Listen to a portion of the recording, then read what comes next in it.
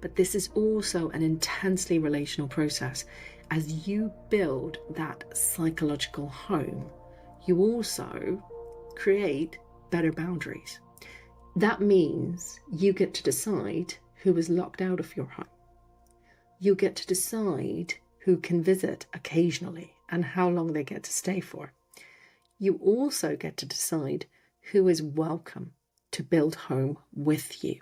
I think there's another question here about how responsible is my mother or my parent who behaved in such hurtful ways, how responsible are they for their behavior?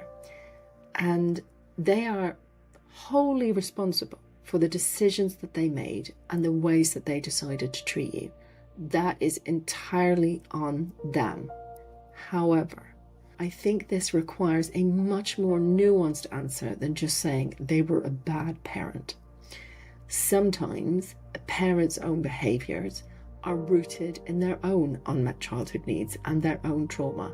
In no way does this excuse the behavior or justify it, but understanding the behavior can help you to understand the intention and the motivation behind it. So, for example, a very critical parent can be trying to protect you from other people's criticism. They want to protect you by making sure that you're perfect.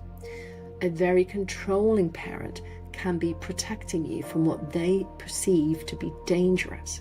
Now, that is not to say that every parent who is abusive to their child has their own difficult past and that they mean well. That is certainly not the case for everyone. I have certainly come across situations where people have experienced terrible cruelty and intentional cruelty at the hands of a parent. So you have to weigh this up for yourself. You've got to understand your own parent's behavior, your own history, how you feel about it. But for some people, it can be very helpful to have an empathic understanding of what drove their parents' behavior.